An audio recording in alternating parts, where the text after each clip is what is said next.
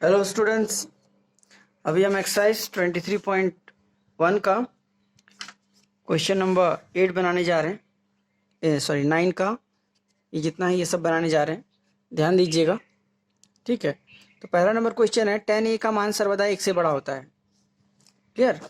Number 1 लिखा है tan a का मान सर्वदा 1 से बड़ा होता है। ठीक है, तो इसका नॉर्मली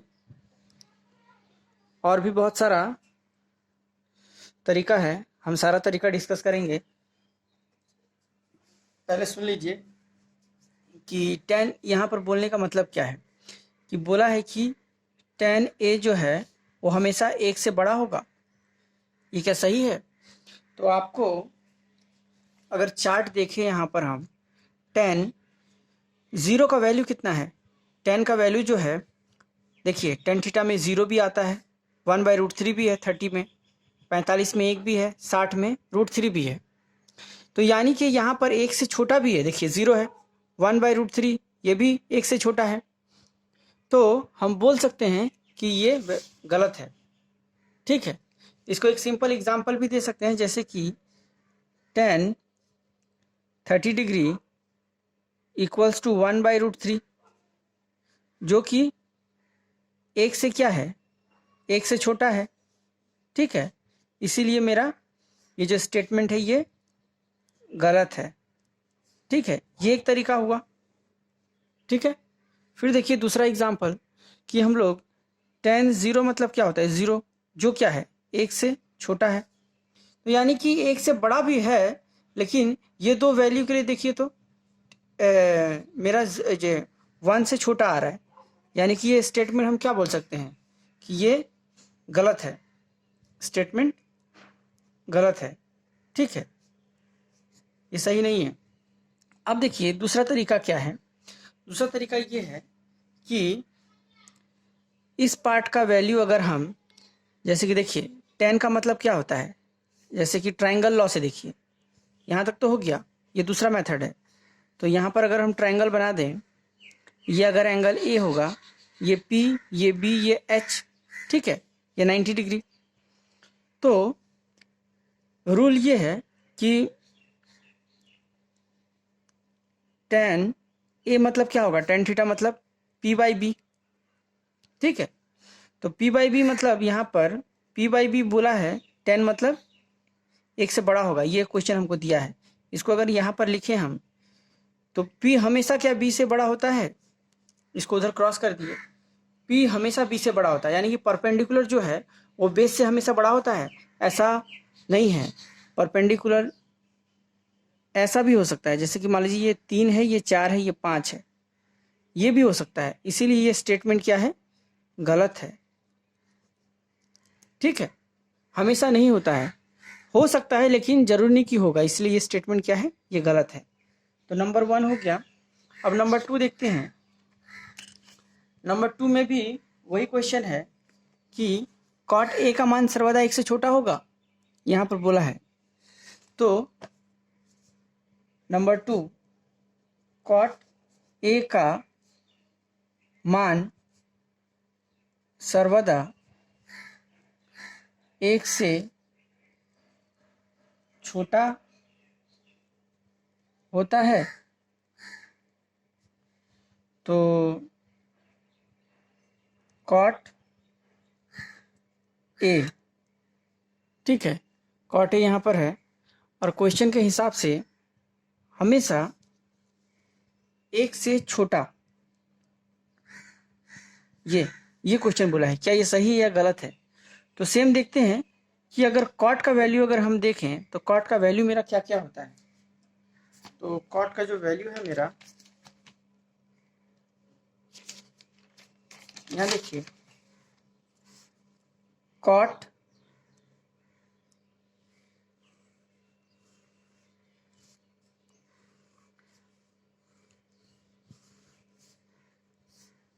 अगर मान लीजिए थीटा, cot किसका उल्टा होता है, साइन का उल्टा। तो cot 0 मतलब इन्फिनाइट। cot अगर हम यहाँ पर 30 लें तो यहाँ √3, 45 में 1, 60 में 1/√3, और जैसे ही 90 होगा cot 90 में ये हो जाएगा 1/, यहाँ पर हो जाएगा ये 0। ठीक है, क्लियर। तो अभी यहाँ देखिए कि cot का वैल्यू जो है हमेशा 1 से छोटा होता है, नहीं।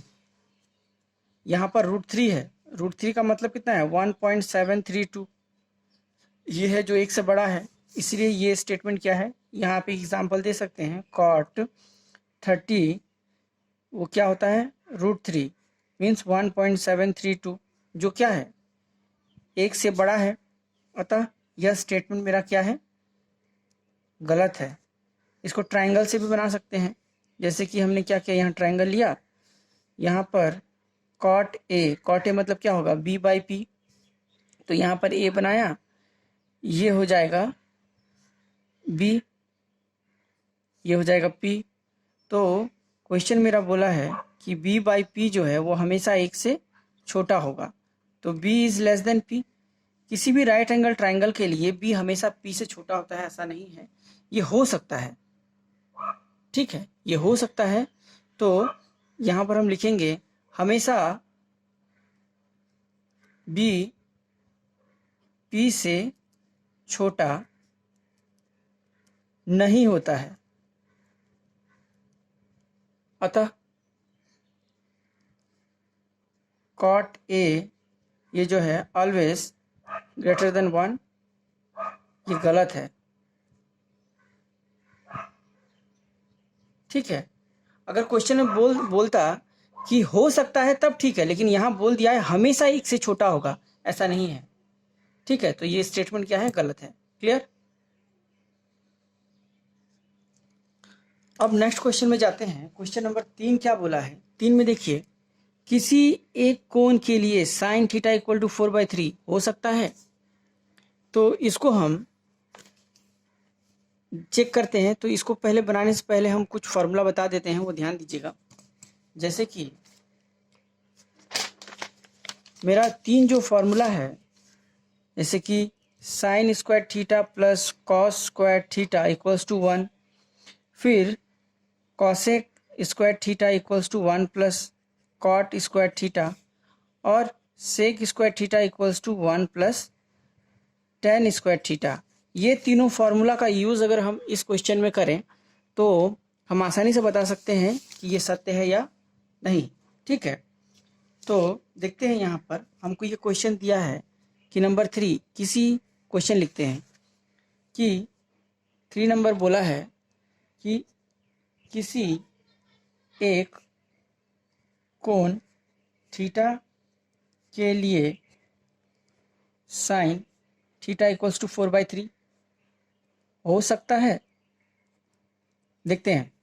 तो सबसे पहले हमने क्या किया, हमको यहाँ वैल्यू दिया है साइन थीटा इक्वल्स टू 4/3, और हमको पता है sine square theta plus cos square theta equals to 1। Value put कर देते हैं 4/3 plus cos square theta equals to 1। तो यहाँ मेरा जो कॉस स्क्वायर थीटा आएगा ये 1 माइनस 4/3 का होल स्क्वायर।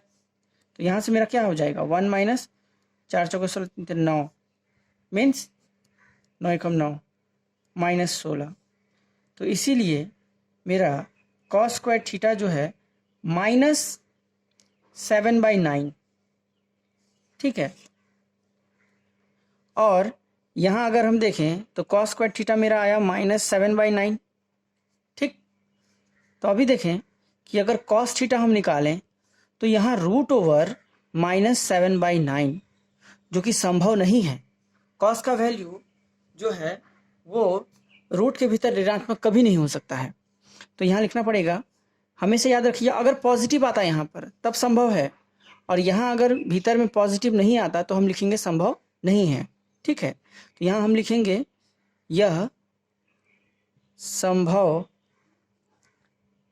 नहीं है। ठीक है, क्यों? क्योंकि कॉस का वैल्यू कॉस स्क्वायर, देखिए ये भी लिख सकते हैं कॉस स्क्वायर का वैल्यू ऋणात्मक है, जो संभव नहीं है कि कॉस स्क्वायर का वैल्यू हमेशा क्या होता है, धनात्मक होता है। और इतना अगर आप करके दिखा देते हैं तो कॉस थीटा रूट ओवर -7/9 है, रूट के भीतर माइनस आया, इसका मतलब ये क्या है, काल्पनिक संख्या कॉस थीटा हो गया। ठीक है, कॉस थीटा क्या आया मेरा, कॉस थीटा अवास्तविक आ रहा है, अवास्तविक संख्या। कि चैप्टर 1 में आप लोग पढ़े होंगे यहाँ पर कि चैप्टर 1 में यहाँ देखिए, यहाँ पर है जैसे कि बता रहे हैं मूल की प्रकृति, ये रहा,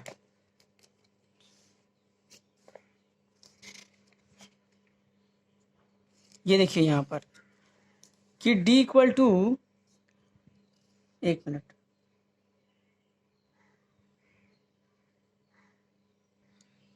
चैप्टर फर्स्ट में जो है कि यहाँ पर देखिए b² - 4ac, जैसे ही ये नेगेटिव होता है तो वास्तविक मूल नहीं है, इस तरह का क्वेश्चन है कि ये वास्तविक नहीं होता है, तो वास्तविक नहीं होने से वो संभव नहीं है, तो वही लिखना पड़ेगा कि ये वाला पार्ट जो है मेरा अवास्तविक संख्या है, नेगेटिव आ रहा है, तो इसीलिए क्या है, यह संभव नहीं है। ठीक है, अब क्वेश्चन नंबर 4 में जाते हैं। 4 में क्या बोला है, 4 में है कि किसी एक कोण अल्फा के लिए सेक अल्फा का मान 12/5 हो सकता है। देखते हैं, तो यहाँ पर 4 नंबर हम वैल्यू पुट करते हैं, तो मेरा दिया है सेक अल्फा इक्वल्स टू 12/5। देखते हैं कि ये हो सकता है या नहीं। तो फॉर्मूला क्या पता हमको, सेक स्क्वायर से, सेक स्क्वायर से हम लोग को फॉर्मूला पता है, sec square theta equals to 1 + tan square theta. तो वैल्यू हम पुट कर देते हैं, तो sec square alpha equals to 1 + tan square alpha. तो यहाँ सेक स्क्वायर अल्फा, एक मिनट, तो यहाँ tan स्क्वायर अल्फा जो हो जाएगा, ये 1 इधर आ जाएगा, सेक स्क्वायर अल्फा -1, सेक का वैल्यू 12/5 का होल स्क्वायर -1, तो यहाँ से अगर हम देखें तो 144/25 -1, तो यहाँ 25 144 माइनस 25 यहाँ गया, तो 25 14 से 5 गया 9 119/25। तो यानी कि देखें यहाँ पर हम tan square alpha equals to 119/25, therefore tan alpha equals to root over 119/25। तो रूट ओवर 119/25 वास्तविक है, ठीक है, वास्तविक संख्या है, अतः सेक अल्फा इक्वल्स टू 12/5 संभव है। ठीक है, एक्चुअली वास्तव में ये है कि ये जो फॉर्मूला हम यूज़ कर रहे हैं यहाँ पर, ये पाइथागोरस थ्योरम ही है, ये p² + b² equal to h² का मॉडिफाइड फॉर्म है, जिसको हम यहाँ पर यूज़ कर रहे हैं और इससे हम आंसर निकाल रहे हैं। क्लियर। अभी नेक्स्ट है कि कॉसिक, यानी कि इसको हम लिखेंगे सत्य है। ठीक है, अब देखिए 5 नंबर क्या बोला है कि किसी एक कोण के लिए कॉसेक बीटा इक्वल्स टू 5/13, ये हो सकता है या नहीं, देखते हैं। तो 5 नंबर में है कि कॉसेक बीटा इक्वल्स टू 5/13, तो यहाँ पर कॉसेक से रिलेटेड मेरा क्या फॉर्मूला है, कॉसेक से रिलेटेड जो फॉर्मूला है cosec square theta equals to 1 + cot square theta. तो कॉसेक स्क्वायर बीटा क्या हो जाएगा, 1 + cot स्क्वायर बीटा। अच्छा, तो यहाँ से cot square beta equals to cosec square beta -1, तो यहाँ पर क्या वैल्यू पुट करेंगे, 5/13 का होल स्क्वायर -1, तो यहाँ आ जाएगा मेरा 25/169 -1। तो इसको जैसे कैलकुलेशन करेंगे तो 169 25 - 169, तो यहाँ पर आ गया -144/169। तो यहाँ से अगर हम कॉट स्क्वायर बीटा देखें तो मेरा आया -144/169। तो जैसे ही कॉट बीटा सिर्फ देखेंगे तो मेरा रूट ऑफ -144/169, तो नेगेटिव ऑफ रूट अवास्तविक संख्या होता है, ठीक है, तो यहाँ हम लिख देंगे कि कॉट बीटा अवास्तविक कॉट बीटा का जो यहाँ कॉट बीटा का मान अवास्तविक है, जो संभव नहीं है। अतः कॉसेक बीटा 5/13 असत्य है या नहीं हो सकता है, नहीं हो सकता है। बस इस पे ध्यान दीजिए, यहाँ प्लस आ रहा है कि माइनस आ रहा है। अगर नेगेटिव आ जाता है तो बोल दीजिएगा कि संभव नहीं है, अगर यहाँ पॉजिटिव आता है तब संभव है। क्लियर? अब नेक्स्ट, या इसको शॉर्ट में लिख सकते हैं सत्य है, सॉरी असत्य। ठीक है, अब 5 हो गया। अब 6 नंबर जाते हैं। 6 नंबर में क्या है, किसी एक कोण थीटा के लिए कॉस थीटा इक्वल टू 3/5 हो सकता है या नहीं। ठीक है, इसको देखते हैं। तो 6 नंबर क्या बोला है कि कॉस थीटा इक्वल्स टू 3/5। ठीक है, तो कॉस थीटा से रिलेटेड फॉर्मूला क्या है, स्क्वायर वाला, sine square theta plus cos square theta equals to 1। तो ये वैल्यू पुट करते हैं हम। तो sine square theta plus cos square theta equals to 1 है। अब देखिए यहाँ पर साइन स्क्वायर थीटा आप वैल्यू पुट करते हैं 3/5 का होल स्क्वायर इक्वल टू 1। तो यहाँ मेरा आ गया sine square theta equals to 1 minus 3/5 का होल स्क्वायर, मीन्स 1 माइनस 9/25। तो यहाँ हो जाएगा 25 से कम 25 माइनस 9 मीन्स 16/25।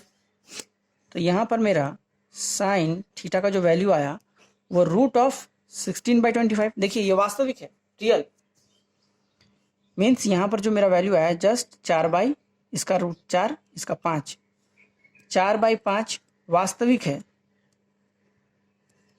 है और ठीक है, और ये 1 से छोटा भी है 4/5। अतः कॉस थीटा इक्वल्स टू 3/5 किसी थीटा के लिए सत्य है। क्लियर? अच्छा, और यहाँ पर कोई डाउट अगर रह गया होगा तो कमेंट करके बता दीजिएगा। और ठीक है, इस तरह से हमारा 23.1 पूरा तरीका से ख़त्म होता है। ठीक है।